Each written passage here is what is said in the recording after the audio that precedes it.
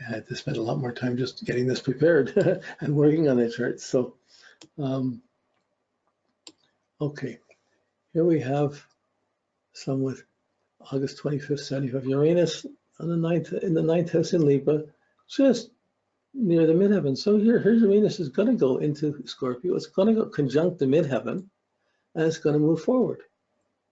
It's going to go over these two prime points, change house across the main angle.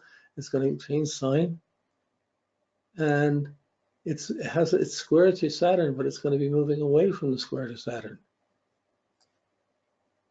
So you can see that just looking at the chart and knowing that the Uranus is direct. So then we see the Uranus. It changes into Scorpio. It changes from Libra into Scorpio in 1988. 75, she's 13. So that meant her rebellion would have come more physically or personally. It was a Scorpio theme at 13. Need to break free. Don't tell me what to do. So we see the play of the themes, but it's happening on a high frequency of one's independence, which is her understanding, thinking for herself at 13. It's not till 2012 that the Uranus, so that was 2013, it moved from Libra into Scorpio. That's a change of attitude. It's still ninth house. I can do what I want. I'm going to do, it changes from what I'm getting, Venus, to what I'm doing, Mars ruling Scorpio. Then it hit the midheaven in 2012. Wow, 2012. So at this point, she's building up some very exciting independent things, doing her own thing. See, 25, 35, 25, 2012 is going to be 37. So she's building up. I think she built up a very large blog and web presence during this time with the Uranus on the ascendant, and really broke through in a big way. I'm small potatoes, but so she had found a niche and really broke through on something. So you see, you're looking for the date, but really, you gotta realize that's a whole number of years either side of that to be still within a few minutes of that degree. There's just still, this is the X center of the cycle, the center of the Herculean, the center of the point of the center of the shift. The freedom of career, the independent career, doing your own thing. She has that, not wanting to stay, not wanting to work for others. I mean, I have that too. Uranus in the 10th house, but don't tell me what to do. She has that in spades, much greater. With 2024, Uranus sextiles her sun. That's a nice aspect, not bad. So she's studying astrology, showing new astrology. She's studying, going over it again, and revitalizing it here as we're down in the, as it's gone into the Gemini, Sun Pentagon, Libra Gemini. She's getting her ideas and writing and thinking down a bit more. And it just goes forward to a couple more degrees. As she gets older, in 62, it sextiles her ascendant and sextiles her Venus. That puts Uranus in more of a friendly state than a disruptive state in its progressions. That's a good inner attitude to have. I did it my way.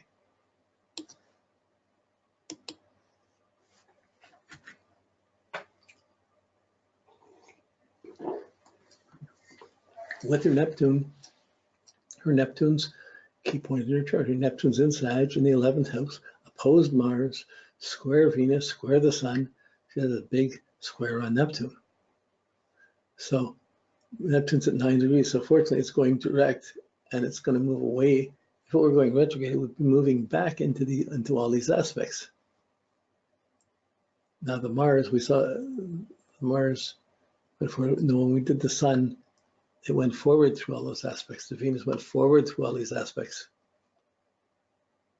No, Venus was retrograde. So Venus at 4 degrees, it backed up and then eventually came up to these aspects. The Sun went forward, the progressed Sun went forward, and in her early years, she went through the Sun. In the first 7 years, hit the Mars, hit the Neptune, hit the Venus. And that was all confusions in those times. But we're looking at the Neptune, and it's just going straight forward. It comes up in 2012, it made a 135 degree to Jupiter, challenging your understanding somewhat. Normally that's a trine, so it just right now it's in Sag with a Taurus subtheme, with a Taurus pentan, and a Piscean subpentan. And the axis of this is Neptune, where to live, where not to live. And she's fairly mobile and traveling a lot, not exactly grounded, not exactly centered. But you see that ability to be meandering or wandering is there. The Pluto opposed the moon, who's going to want to stay put if it's not nice. And it moves forward. We got marked whenever a pentan would change. I marked every other pentan so you can see when there's a pentan. Not that one was more important than the other, just so you could see each pentan shift. Then I marked when the degrees would change, or the 10 minutes, or the hexagrams would change. That's a degree. No, I marked when the degrees would change, just so you had the main deciding factors. So the hexagrams, even though they have a lot of information, are basically you're looking at degree symbolisms and sub-degree symbolisms and going in and seeing how they relate.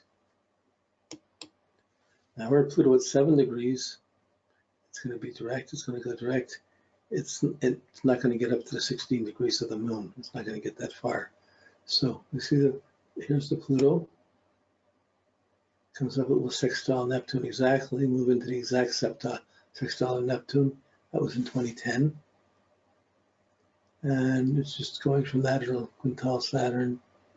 No, it doesn't make any difficult aspects. So you have a straightforward course, but in going this straightforward course, there's still information you can tap. She could still go in, and there's 3 hexagrams and 3 different lines that you go and check for any date in your life, and you're going to get different information and a sequence of events. Okay. So we get to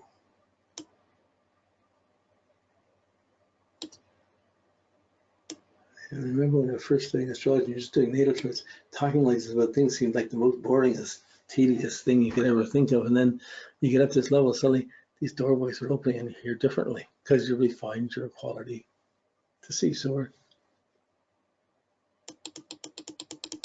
sample 6. Okay. Pluto.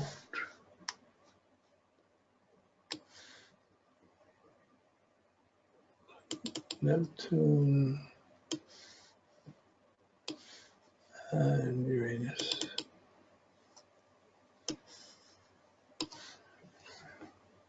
Okay, good. Not too bad. Just checking the time. Okay, so you look at the chart. Her Uranus is in the 2nd house in Leo, and it's going to move up. It's probably going to move up. It's going direct. It's near the sun. The oppositions will always come on the far side of the sun, between the 2 trines to the sun, and it'll be in that area, except for Mercury and retro and Venus when they can be closer to the sun. But her Uranus is going to go forward and conjunct the Mercury at some point in the 2nd house. So this is the simple view of her flight. So it goes along. It makes it 130 in 1976. It made it 135 to Saturn. So there's some pressure with authority, some disruption or rebellion going on. So in 76, so 76, 69. She's 17. Run into authority. Okay. It goes forward. And if she lives to, no, she does it. 2015, Uranus conjuncted her Mercury. What have to conjunct the Mercury? She started thinking really much. Sure, this whole period was an idea of becoming, since, if you go back for a degree, you're talking 10, 15, 20 years since 96, moving towards this independence of thinking in 2015. And building up more excitable. And the October 25th, that's, so shortly after that, yeah, so she's been working. She started to think of retiring and working on her own and doing her own things. She's studying astrology, still within 5 to 10 minutes, within 5 minutes or 8 minutes of a degree of that Mercury. So she's changed things, is thinking differently, looking at new things and changing her life and looking at going forward in a new direction. And along here, goes forward. Yeah, nothing else. He just moves by degrees through that. So there's nothing else there. But at any time, you can go in and see the pentens, subpentens, and you can think about those, and you can read the hexagrams. Each one is a theme within a theme within a theme. Hours, minutes, seconds. Main theme, special focus, intimate detail. So her Neptune's here at 4 degrees Scorpio.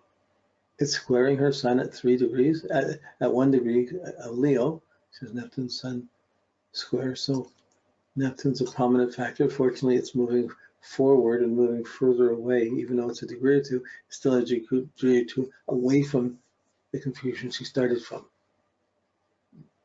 So it goes forward and moves forward. Right now, it's at 5 degrees, 22 minutes of Scorpio, and still in the hexagram. This whole 6 degrees Scorpio is in the hexagram obstruction. Obstructions to meditation, negative thoughts, how to overcome negative thoughts. So it's the belief system in this obstruction, how to get past it. And but it moves into 6 degrees in 2037. So by 2037, it moves out of the obstruction, and it moves into the meditation or double contemplation side. It leaves the shadow behind. So you put that Neptune to her spiritual path and how she's going. And if she gets to 2051, okay, that means if she gets to 92, it moves into a 5th house of being more creative, having a more creative belief. Who knows what that would be at that age?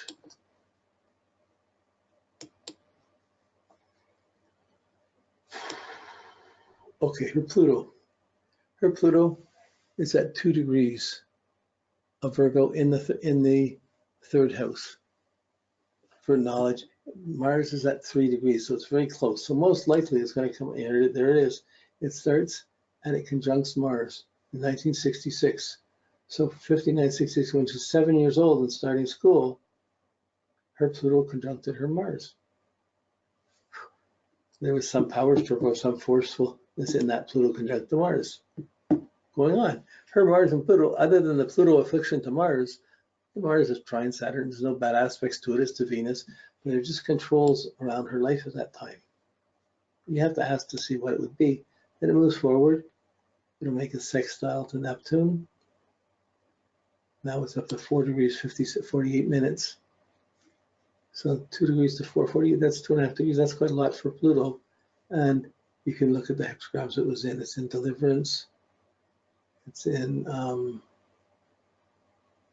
Development, Gradual Progress. And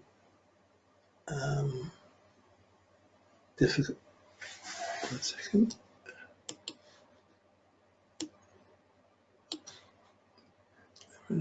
And Youthful Folly on the inner side. So they each weave a web of these stories within each other. They weave a web that you can begin to see through that. And not much else going on through that. So that's the Pluto. Okay. Everybody's different, just little things, but these little things are significant, big things. They're big phases, big changes in a person's life. Okay, here we go. Okay, now we're going to take.